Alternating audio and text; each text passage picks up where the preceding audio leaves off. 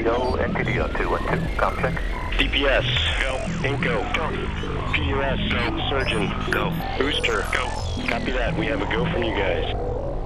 This is Talking Sound. Well, hello, everybody. Welcome to the Talking Sound podcast, the only podcast on the internet where -10 is a number to be desired. Coming at you live from the throbbing heart of rock and roll, that is Austin, Texas.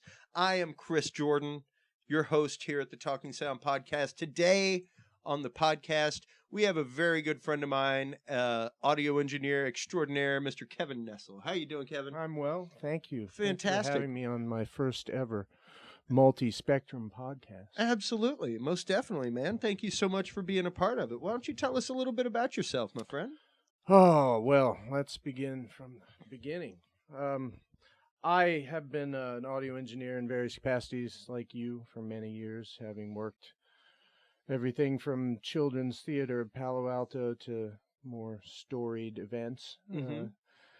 And, of course, gone through every single bit of bad and good technology and its unfortunate usages in the hands of many and in my own hands. We all have. Both as a tool of art and a intentional weapon. To be used against. An implement of mass destruction, so to speak. I've always had a habit of taking the label maker and putting on the front of my consoles on the inputs and output section. Same thing that it says on the Claymore mine. Yeah. This side toward enemy. Everything in front of that patch panel to the stage, be it the musicians or decimation or the crowd, our true enemy. Yes, true enemy of the sound. Is the ticket going public. You know, it would all sound so good sometimes without all those people in the audience. Yeah, because they interrupt our sound waves. And there's a new low standard of audience participation and appreciation that I've noticed. There can be the lazy cell phone hold. Yes, the shh, I'm trying to get a recording. The crossed-armed indifference. That's my favorite one. And the complete lack of applause, even when applause may have been merited. Yes, the cross-armed indifference. I like that. I say may have. May have been. Depending on one's view of the show. And, that's one of the reasons why I wanted to have you on, is because you are one of those people, Kevin, that is literally a Swiss Army knife when it comes to audio. You have done everything, like you said, from theater work. I can ruin a light plot, too. Well, I can sure. Totally screw up lights as well. Okay. So you're multidisciplined. Yeah, I worked in the theater for many, many years in California and Monterey Jazz Festival. The thing about people always want to talk about audio engineering, and at a certain point, you've worked for everybody. If you work in a house that does major shows, you've been everybody's bitch. You've been stealing everyone's craft services and catering. Yeah. You've been doing that. And you become a master. Helping yourself to some merch. Slacking off as much as humanly possible. I can't. Rare moments of artistry. I think I'm right there with you with the merch, but mainly because I can't say as I ever really paid for a CD. It was always the hustle of being on the out. Hey man, I'd love to have one of your CDs to roll in between bands. I never say that. Yeah. You. I used to have shirts for an audio company that said, "I'm a professional audio engineer. I hate all music." Yes. That's and oddly enough, that's really one of the things that we talk frequently on this show is the misconception of audio engineers. A lot of people. First of them being that we're in the band. Yeah, well, we're not. No, we're not part of the band. We work with the band, we work for the band, but we are not part of the band. We normally don't take requests for the band. At least that's been one of my rules, hard and fast for a long time, is sure, I'll take your band request and I'll let them know. I'll take all the requests. Yeah. I'll let them know. Let that be on the band if they don't play it. That's it. Yeah. Sorry, the band decided it didn't fit in the set list, so they didn't do it. Yeah, we'll pass that right on over Deflect to and defer. Deflect and defer. That's At the one place I worked in Chicago, shitty little dive called Thurston's. Maybe people used to remember it as pleasantly closed in a billowing cloud of cocaine some time ago. It's one of those places, like shotgun place where you could just hang up some old meat for jerky as run a show. sure. Smoky, dusty. One point I had to wear a respirator to actually mix the show because I had the Nice. flu and there was so much smoke in there. Thurston's, that was a bad one. You can talk about all the bad and good things about audio engineering, but the main thing about concert engineering is that it's not glamorous. No. There are no girls. They left with the band. Yeah. At 4:30 in the morning Yeah. when the trucks are loaded, nobody's around. No. Some ugly. That's it. Ugly men. That's it. Ugly, smoky, obnoxious men. Very, very large and surly men. That's about it. Who came in surly and went downhill from there. And that's- just want to know if you have a cigarette. Do you have a cigarette, man?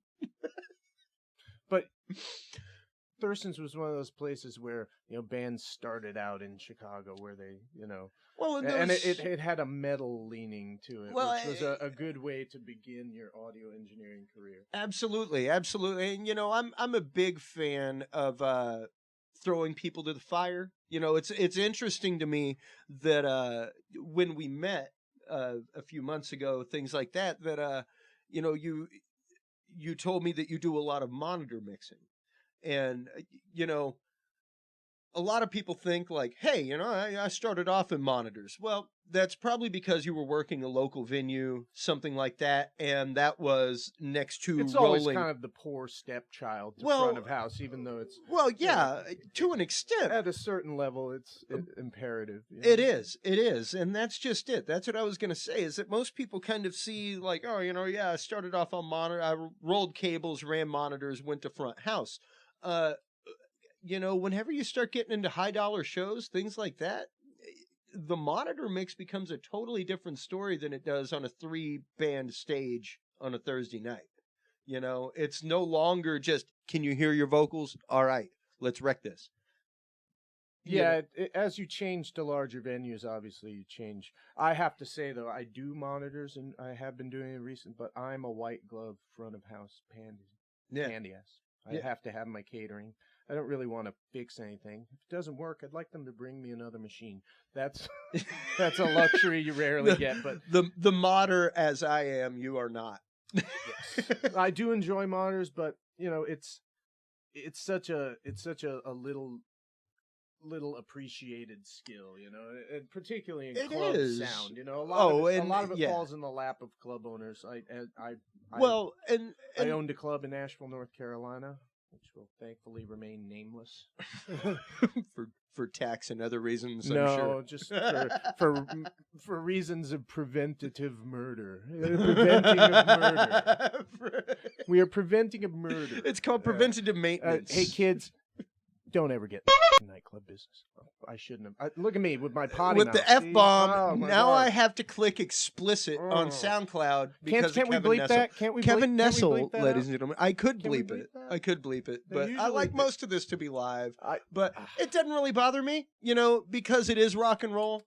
We aren't in a corporate environment right now. It used to be rock We're in and the roll. trenches. I'm not and- sure that it still is. Well, it's interesting though, because some of the acts that you work with, some of the shows that you do are so high dollar, so high end that monitors are important. To me, as someone who started actually on the soundboard side of it and then moved their way onto stage, I really see monitors as the glue to the stage.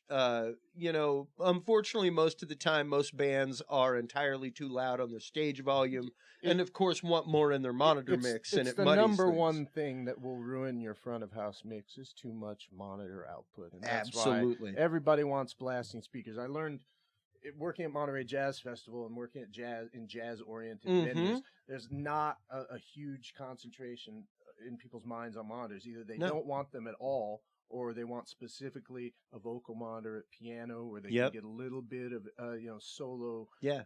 solo woodwind or brass instruments, just something that they want to hear, Well, or and harmony vocals, but you don't see the propensity in rock and pop music to have monitor speakers at every single position. yeah, multiple exactly. And if you have a really tricked out nice set of monitors, this sure. is a good way to go, but in most people's environments it's not that way. Yeah. Well, and I've noticed, especially in the jazz environment specifically, that most of the time those guys are going to want in their monitor what they're playing off of. As opposed to like most rock drummer, most rock shows, it's like, give me some kick and vocals. Like if they're playing second guitar, they want to hear keys and bass. Everybody wants a little bit of kick so that they can keep that time, but mostly they want whatever instrument they're going to be playing off of. Right. Whatever they're going to be harmonizing and riffing off of. If it's an act where, sax is going to follow keys, normally they're going to want key monitors. Right. That way they can hear exactly what they're trying to reference. In more acoustically centered musics, they're much more interested in getting accents to pick out. You need to be able to hear the piano melodies. Yeah. You need to be able to hear certain things. You don't necessarily need a blasting metric, kick drum in your ear to play it, because he's right there. It's meant to be a smaller format music. Well, and granted, jazz is much more of an ambient music as well. It's not as amplifier driven. Even when you use electric components, everybody's got their JC30 that they like to use. Sure. It's all standard stuff for jazz. People want that. They want to play their guitar, and that's the sound you cultivate, which is a much different and much more controllable sound than another rig and another guitar in the hands of another player. Well, absolutely. Well, it's a much more codified. There's not as much variation in types of equipment when you get into professional jazz, It's like, or even into, semi-professional jazz, if you play keyboards or you want certain amplifier, there's certain mics that people like to use. We were discussing the M88 as a kick drum mic, which is not peculiar in and of itself, but it is peculiar to jazz. It's an often requested item. Yep. So. Yeah, much like any Nord or I guess at that case, for that matter, any Fender Rhodes, something like that. That would be what you would typically see on a normal jazz setup. And then you have that kind of thing.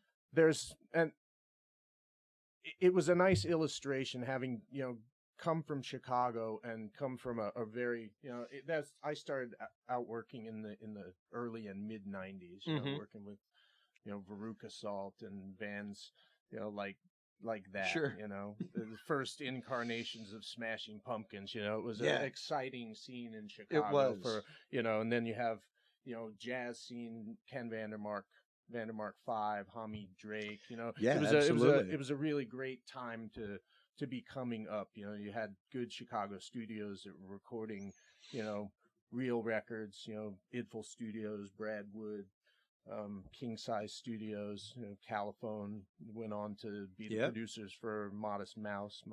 Absolutely. And these were all guys that I got to work with. So it was a really good, exciting time to get in on the ground floor, because Well, it was an exciting time in general for not only music, the industry, but for genres specifically. The 90s saw the birth of about 3 or 4 different genres of music. It was actually an incredibly inventive period. And what I try to explain to most people is the fact that there is an ebb and flow to the music industry and to the way that it works. Like there was the time where the artists had ultimate control, things like that, and then labels started taking control. They started telling people, hey, we need another Rhonda. That's awesome that you want to do all this psychedelic pop, things like that, Beach Boys, but we have you on contract for Rhonda. That's what we need. And in modernity, I have been thinking about relevance in Mhm. types of music that Sure. people are making. You know, if it's that thing we were discussing that was released, I don't remember the publication, where it compressed those 6 well-known country songs Yes. into one, Yes. Pro Tools pattern that shows. I guess the title Yeah. was "This Shows How Crappy and Formulaic Modern Well, Country Pop Has Become." Exactly how algorithmic music has become in general. But the business processes have also followed that. You know, Yep. there's a lot less quality music coming out outside indie realm, but I mean, there's no such thing. I mean, besides Thrill Jockey, there's a lot of great indie record companies, but Yeah. the idea of being indie in the recording business is kind of fallen by the wayside. Well, it has fallen by the wayside, and the shifting gears into that. The disappointing thing to me, at least, I mean, one of the reasons why we have yet here to on this podcast yet to hit the Apple market is they're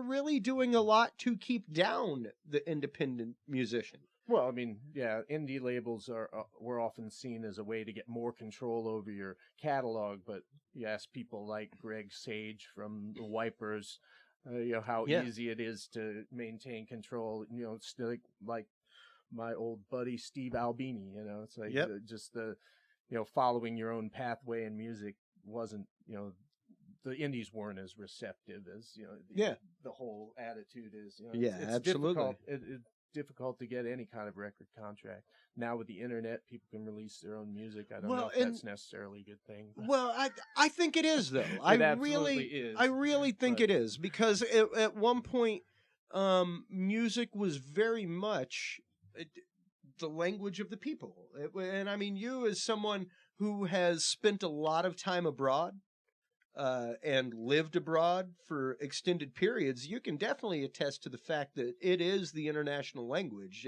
It crosses all barriers. You don't have to be Indonesian to appreciate Indonesian music. It's like my friend Tommy Boy, who works at the old Island Records in Jamaica, said everybody loved Reggae Man. Yeah, everybody. No matter where you go. Yeah. It was one of his favorite speeches to tell people. Absolutely. About, and that's been the worldwide appeal of certain music.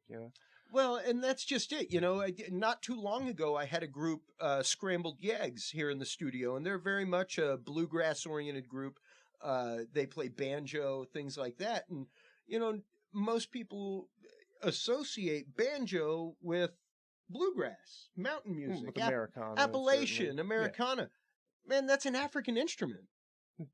Even the little melodeon, little thumb drum and stuff like that that's used in mountain music. That is specifically an Africanized instrument. And the fact that those are incorporated in such an ingrained part of Americana and American music is, just proof of the fact that it breaks all barriers. It doesn't, it's not limited to just a culture as to how a music or a musicality can be represented.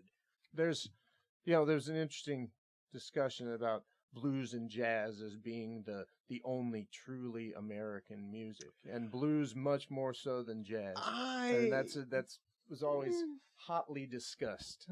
And what's funny though, being a Cajun, I honestly believe more the fact that Cajun music is much more. I mean, if you listen to simple instrumentation, song structures, even country and American folk music comes also from Irish music. Absolutely, Irish it instrumentation, does. Irish adaptations of instruments. Yeah, if you start listening to things, mandolin and things like that, in a lot of country music, it's all Irish scaling and that kind of stuff. It's all musical syncretism.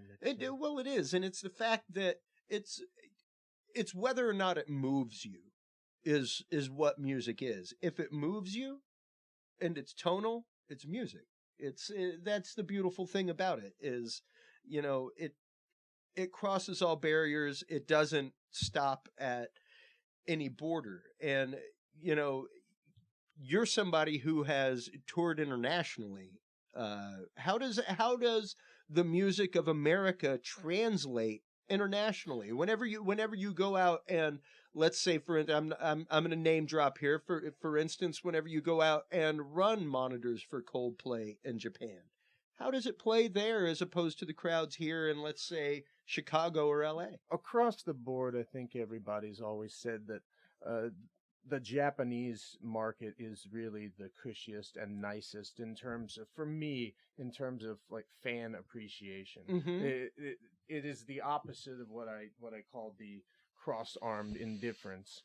Because the Japanese are genuinely interested in the music. They genuinely have that fan enthusiasm that I think is lacking in a lot of American audiences. Also, the Japanese really know how to treat even small touring acts. There's a place in Shibuya, the Club Quattro, I believe it was called. Really small place, maybe a dance floor about 60 feet square. Midas Heritage 3000 inside. Wow. Big Apogee speaker system, in the back, a nicer Les Paul in the you can use it rack than, that's the thing about Japan. The gear is always tight and trick. And That's nice true. as That's it can true. get. I can't imagine why. It's not like it comes from there.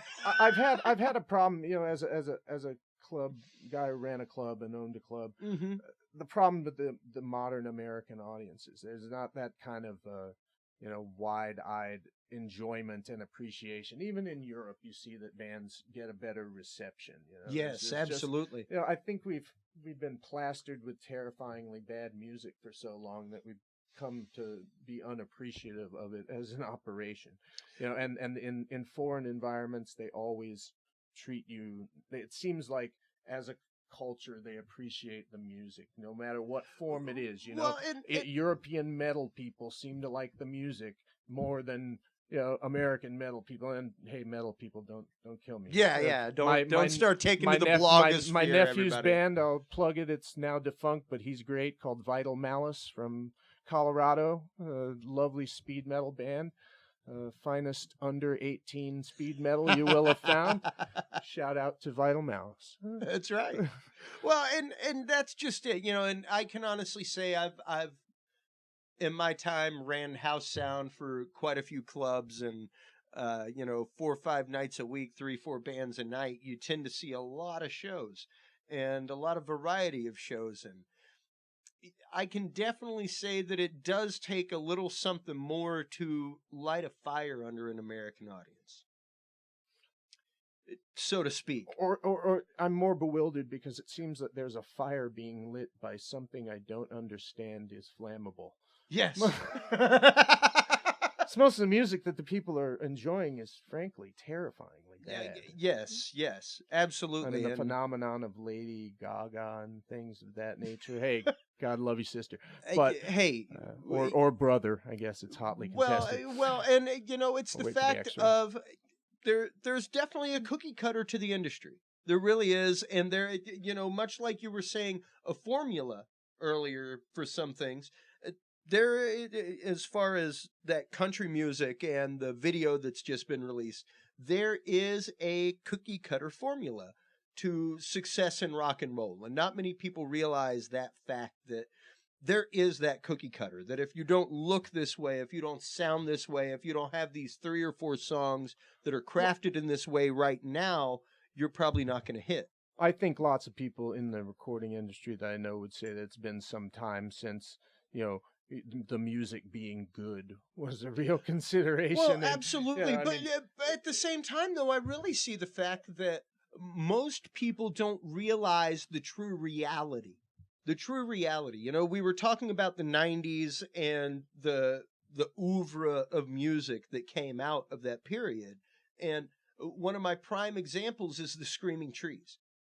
From up around the Washington area, right there where grunge was born and everything else. They hit it big in the early 90s. Man, their first album was 79. Oh, yeah. Well, I found myself wearing this and remembering that their first record, their last record, came out in 1979. They've had the staying power. It's pretty funny as a pop, as a subculture that is really rather commercialized now. Glenn will tell you. Well, right, Glenn, you're doing all right with that money. I know you are. Just a little bit. And buy yourself some platform shoes. One of my favorite phrases in the world is from Metallica. We sold out, and we sell out every night. That's basically it. It's absolutely true. The and whole. I think it's funny. I overhear some people talking about selling out. It's just like, as if it's talk from a different century. You know? Yeah. You know, like Just when I thought I was out. Yeah, they pull brought me me back back in. Yeah. And you know, hey, Michelangelo had his projects on the side and had some really cool stuff, but you know what? He had patrons that paid him a whole lot of money. A whole lot of money. Patrons. And you know what, everybody? That pretty much wraps it for this episode of the Talking Sound podcast. We'd like to thank Kevin Nessle very much for joining us. And speaking of patrons, please visit us online, www.talkingsoundshow.com. There you can find our Patreon page. On Patreon, you can support us here at the podcast. You can make sure that the podcast app gets released. Right now, we need about another $550 to be able to launch the app. It's on a few different platforms and being tested right now, but it's working amazingly. We're ready to release it. All we need is the funding to do so. We also have some extra fundraising there for gear that we need for regular studio and hosting costs on the internet, things like that. You can also find there on our website our SoundCloud account. Please feel free to stop off and visit us, www.soundcloud.com/Talking Sound. There you can get all of the episodes of the show. You can also visit us on Spreaker.com to get all the episodes. They're all available for free. Nothing is charged for it, Talking Sound. All of this information is absolutely free of charge. The technical articles, the technical videos, the interviews with guests, the Skype, everything is absolutely free of charge. So please, once again, visit us online, www.talkingsoundshow.com. Support us, become our friend on Facebook /Talking Sound Show, and you can follow us on Twitter @Talking Sound. Once again, everybody, my name is Christopher Jordan. I am your host here at the Talking Sound podcast. This has been Kevin Nessle. Thank you so much. Sir. Hey, man, anytime you're able to come back, please come back. You are font of knowledge in the live professional sound arena and in the touring sound arena. So we'd love to have you back anytime that you'd be willing to come in. I did really think I was getting paid, though. There was plenty of free coffee. There is. Thank you. On that note, everybody, please tune into the next podcast. And until next time, keep reaching for 11, everybody. We'll see you soon. Man, reaching for 11. That's